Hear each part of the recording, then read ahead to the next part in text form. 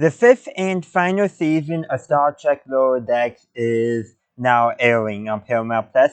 And you know what? I got to talk about that. First, I do want to say, I hope we get a something follow-up with these characters because I just love Lower Decks. But let's actually talk about Season 5, Episode 1, Dos Cerritos. And I gotta say, I love the description. It's, quote, a spatial anomaly forces the Cerritos crew to face their own faces, period. Tendi pirates, period, unquote. I just love how describing Tendi thought they just go with Tendi pirates of all things. Why? They could have done, actually described the plot, which by the way was pretty good as well. Actually, it was really good. A really good opener. Got us introduced to our characters, or I should say reintroduced, and those Cerritos, they face a parallel universe. Thankfully, it's not the mirror universe, though definitely that could be a somewhat mirror Mariner, definitely, but we did find out why she has a different last name than her mother, because she goes by her middle name instead for her last name. Again, distancing herself, but let's actually address, so they're closing an interspatial rift and that, but they get sucked in and they meet their counterparts. Well, Mariner, or I should say, Becky Freeman, as she calls herself, is the captain, but she, of course, rules with an iron fist. And that's sort of revealed across the episode, but things are shown where people are instantly snapping to attention when she walks by, kind of deal. And our Mariner is like, okay, and figures it out and all that. And this is, she's confronting another aspect of herself. Because before, trying to just be insubordinate and all that. But now she's getting faced with responsibility, leadership, and, she's not afraid of it. She kind of wants to be her normal self. And then she's confronted with a version of her who decides to embrace leadership in the most unhealthy way possible. And then, of course, each character has different things to, Boimler's counterpart, he has a beard like Riker and is way more successful, but gives Boimler some pretty good advice. Namely, just be confident, be sure of yourself, kind of, which is pretty good advice. Rutherford sees basically, if he in his missing of Tendi, just focus on and his work could become with him, basically a full-on cyborg with no memories, but his counterpart does also decide not to delete the memories he has of our Rutherford. And of course, Tendi's not on the other Cerritos because she's doing pirate stuff, just like she's doing right now. But we'll talk about that after I finish talking about the Cerritos plot line. And yeah, just there's several things, like there's a scene where the two Tianas are hissing at each other, just being total cats. You have basically the only difference, I think, between the two Shaxs is one has longer hair. And some of the other characters, like, what's the difference between the two Ransoms?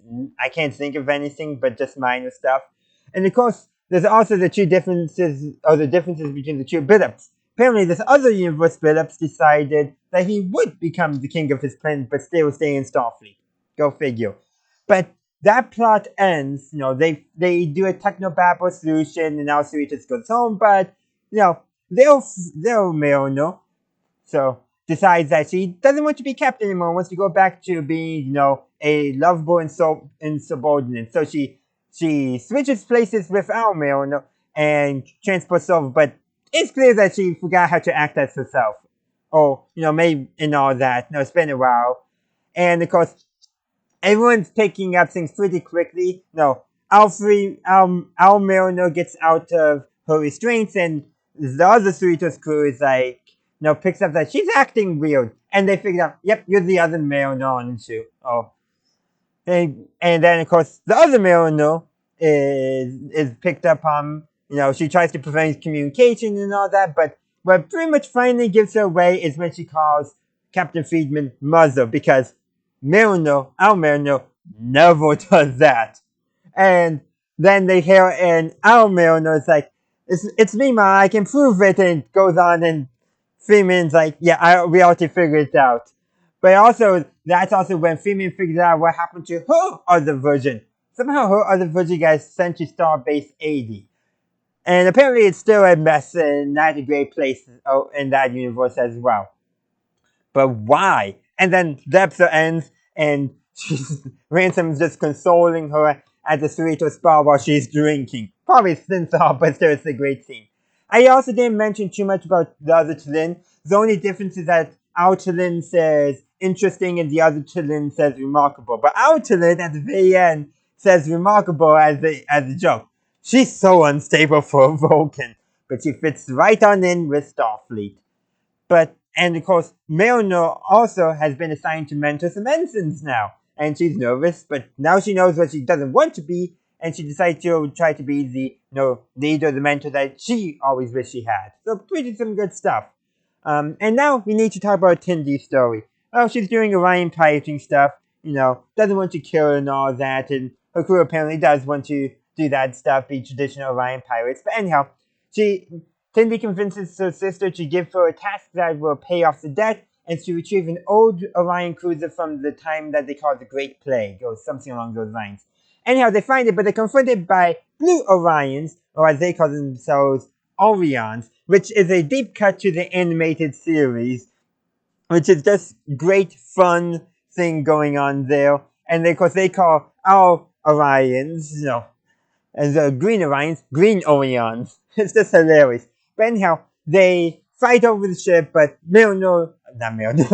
Tendi heals one of them after he is stabbed, and of course, they were described also as patriotic, the bluer ones, which is just hilarious, but it kind of makes sense in a way. But the thing is, she heals and her crew gets mad at her for healing him, and all that, but she convinces them not to, and turns out they actually all married her because they thought she was badass enough that she was allowed to do what she actually wanted to do to pursue her passions, and really she just did it anyhow, and she told them as much.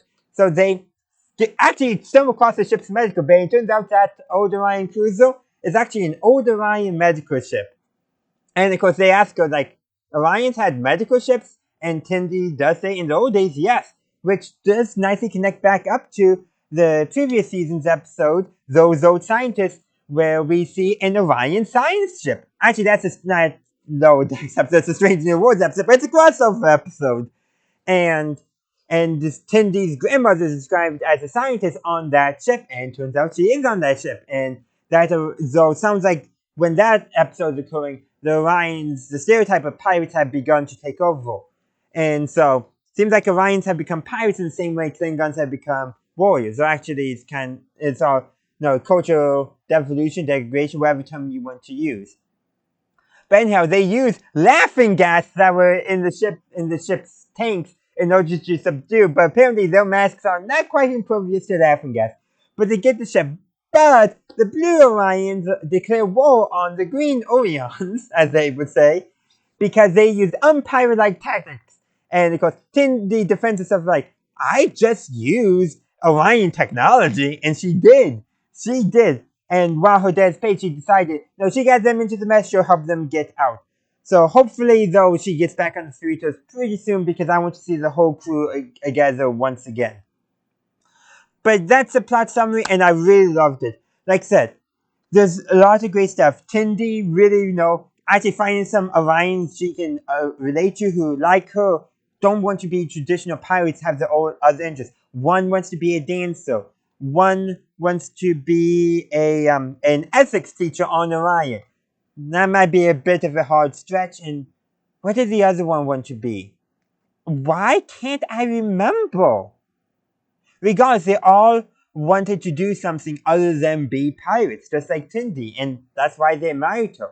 And while Tendi doesn't have much of an arc per se, character-wise, she's pretty sure of her character, but she does do something that causes a greater problem for all of Orion society, and she decides that it's her duty to basically fix her mistake. Maybe she'll somehow come to a peace treaty between the two different color Orions. The green matriarchal Orions and the blue patriarchal Orions. I wonder if they're going to be doing some interesting commentary on power structures with that in later episodes. Just a theory. And then, of course, Boimler, he doesn't go through much of a character arc in this episode because he's already gained a lot of confidence in that. But the fact that he wasn't on Starfleet's 30 under 30 list, but Naomi made it, though Naomi does seem to be a very gifted child. Though, I don't know if by the timeline she's older than 10 or not, or younger than 10. But that's she's probably around that because Boimler says that she's like 10. But Boimler's, that's kind of a sidetrack, but Boimler's arc really is, learning that sometimes there'll be missteps, but just be confident in yourself. No, just some good advice for him. And then, of course, Rutherford basically needed to learn that with Tendi not being there, he didn't need to think everything into his work in order to distract himself from his pain and his sadness. He has his other friends too. He has people he can support to, he can talk to. Milner definitely needed to learn that she could be a leader. And granted, she saw a bad example of herself being a leader, but she hopefully, and I think she will, take from that she can be a leader. She just needs to be the leader she wants to be and wants to see, which I think could be really good for us. And Gillian, again, doesn't have a major character arc, but I have a feeling we might get something sooner. Her major character arc was deciding that, you know what, she didn't have to go back to serving on a Vulcan ship. But yeah, like I said, every character gives some kind of arc, some much more impactful. I think Rutherford and Milner have the strongest character arcs as they learn a very important character lesson for themselves, while Boimler is just reinforcing lessons from previous episodes. And with Tendi, honestly, Tendi is the kind of gal who, yeah, she'll try to fix her mistakes. There was an entire episode where her plot was she accidentally interrupted another officer's attempt to ascend and all that, and she spent the entire episode trying to help him, trying him not to be mad at him. So very much fits in her character that she try to fix her mistake, even though I just think it was a mistake, and she'll probably somehow manage to negotiate a peace treaty. I'm just throwing that out there. But that's what I got to say. I want to hear your thoughts. What did you think of the first episode of Star Trek Lower Deck Season 5, Dos Cerritos? I'd love to hear your opinions because I enjoyed it, and I shared mine, and I would love to hear yours. So let me know your thoughts in the comment section down below. Thank you for watching my video. I do hope you enjoyed it. If you did, please be sure to give this video a like and share. Also, consider subscribing to my channel to stay up to date on all my latest content. In the meantime, thank you for watching, and as always, have a good day, a good night, wherever you are. May the force be with you, always.